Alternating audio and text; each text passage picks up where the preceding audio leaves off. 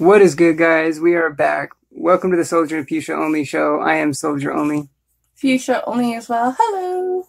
It has been a while. Like I said, we are resurrecting the channel with more of a comic book, collectible, TV, movie, more nerd culture, more than just gaming, pretty much. That's focus. what I was about to say. Couldn't remember.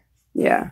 And what we're going to get into on this one's just going to be kind of a quick review. Yeah, just like a quick review, because we actually went and saw Aquaman yesterday morning. It was really good. And so just as a heads up, like, we are going to keep this one short and spoiler free as well. So just kind of our general impressions of it as well. So yeah, we'll start making longer videos, but I got to work tomorrow morning. So. Yeah. Yeah. And, like we said, it's been a year since we really made anything, so it's, definitely got a lot of rust, that we got to shake off. And like I said in our introduction video, we don't have all the PCs and computers and, all that crazy stuff that we used to have. So we still got a phone.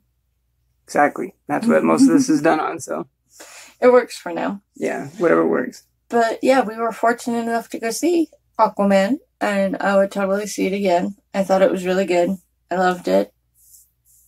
Yeah, I did too. Comedic bits.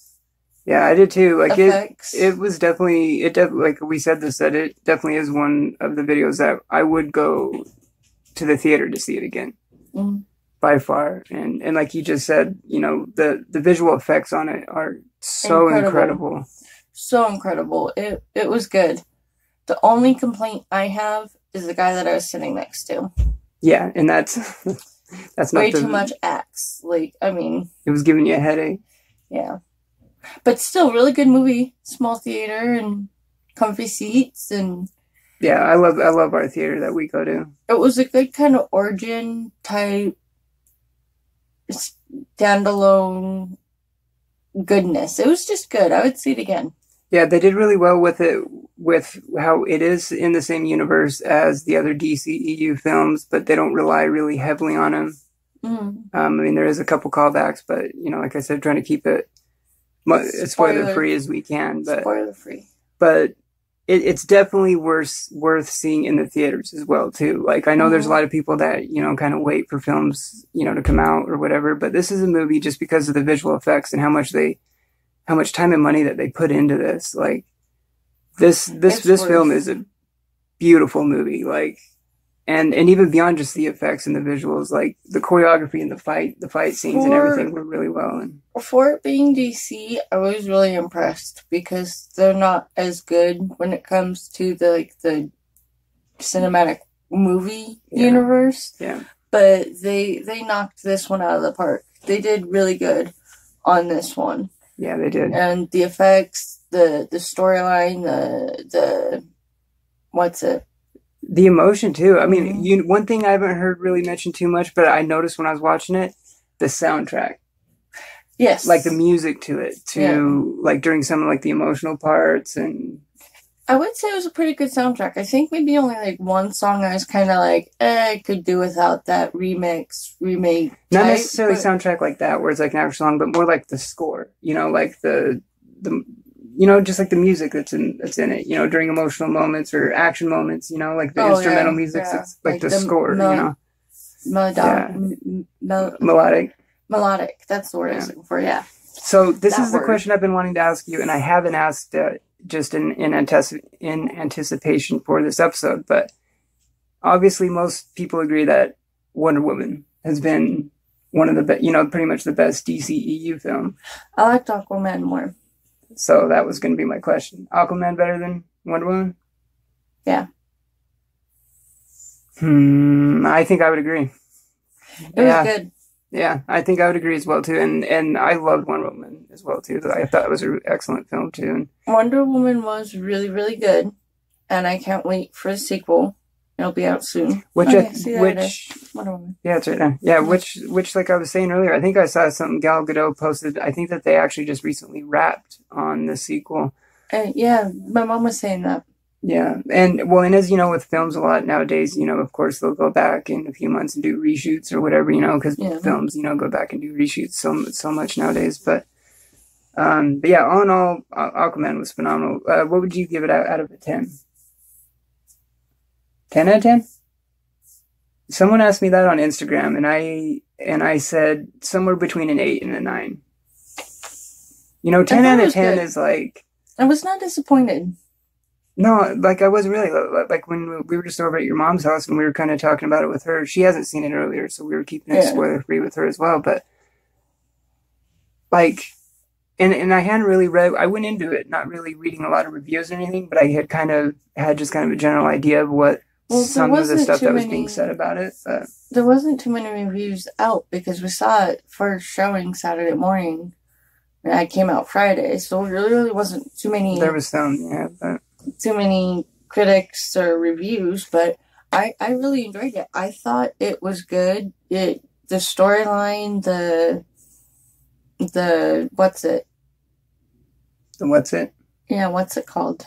Action, choreography, script, dialogue, script, dialogue, script and dialogue. I thought that was actually pretty good. It had its comedic parts. I can't speak words. I'm very tired. But it had its comedic parts, and it had its serious parts, and it had its parts. That's one of the things I liked about it, is that it wasn't overly comedic. Like, yeah, that's sometimes Marvel does that a little too much, you know. Yeah. And I'm glad that DC, you know, didn't like go for that, you know. It was still pretty good though. Like I enjoyed it. Like I still love Wonder Woman. I mean, by the time I saw Wonder Woman, that one was still 10 out of 10. So they're doing something right, but yeah, I really hope DC can turn around, you know, and I mean, because I mean, me and you have been, we'll get into this in other episodes and stuff too, that me and you have finally been watching a lot of the Arrowverse. Yes. You know, all the Arrowverse shows, and we love them, and they just do them so well. And we've been saying, like, you know, DC kills it on these shows, you know, but what the hell is the matter with them in the movies? And that's what actually got me really into And comics. I've been noticing on a lot of the Arrowverse stuff, you know, you see that Jeff Johns, who most people know I love Jeff Johns. I'm such a big fan of his work, but he has such a big part in the shows. And then, like, I noticed as we were watching Aquaman, a lot of the stuff that's in it, I'm just like thinking, you know, of some parts of the comics. And then I kind of wasn't surprised to see Jeff Johns' name like 3 times in the credits, you know. There is one thing you should know if you haven't seen it and plan on going to see it. There is a mid-scene clip. Yeah. A mid-credit after scene clip thing. It's not like is drawn out as how Marvel does the after credit clip and then another clip. There wasn't a second clip. It was just after the credits. There was a clip that you can just, so you know, it would be worth staying to watch and see, because it does pertain to some future, to some of the questions that you would have at the end of Aquaman. It pertains to that. It's connected, and it's because it was kind of funny, because when it was doing the graphical credits, I'm like, well, wait a minute. I asked, I was like, did I read this right as something that happened? And you're like, I think this, but then it shows something in that mid-credit clip, and then it answered that question I had. So yeah, trying to keep it as vague as possible here, but all in all, yeah, I definitely highly recommend it. It was just so visually stunning too, like, and right out of the gate too, and like the pacing was really well too. Like, it didn't drag out really in any parts for me. And I agree, the pace was good. Yeah, like, it kind of picked up right from the get-go, and maybe not right from the get-go as like Infinity War, you know, because that thing was literally not Infinity War. Ooh, big eyes. I'm tired. I'm tired. I'm delirious. But no, it was good. It went at a good pace, and it was 2.5 hours. Yeah, it was something like that. Like, I was kind of surprised by that when we were getting the tickets the night before, and it was like 2 hours, 20-something minutes, something like that. And I was like, oh, I wasn't expecting it to be that long. And that's why I brought up the pacing, is because with that time frame, I thought it would have parts like that. But no, it was right from the start. The opening, like the first time you see like action and combat in it, like the choreography, I was like, whoa.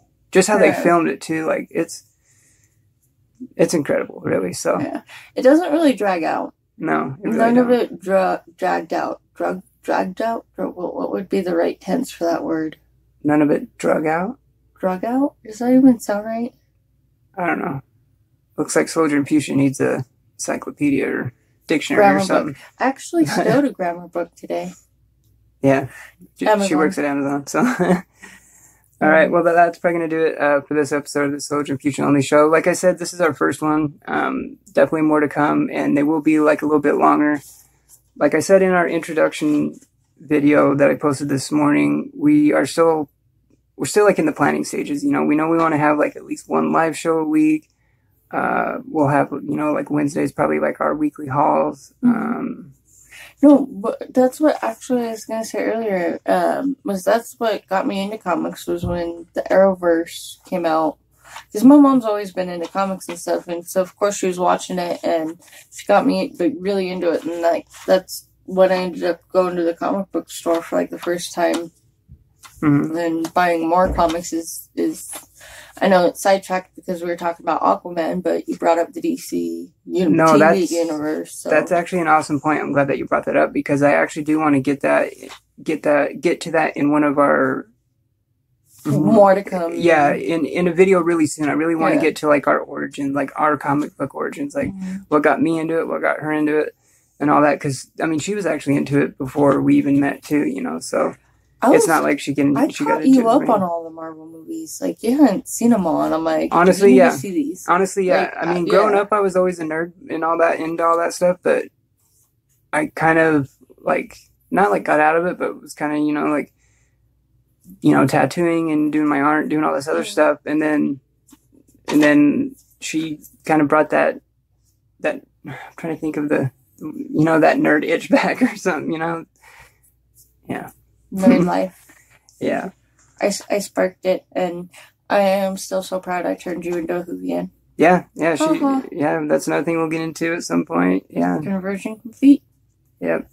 More to come. Yep, definitely more to come. So thanks for watching this. Hit that thumbs up button if you like the video. Sub to the channel for more content, and we'll see you in the next one. Peace.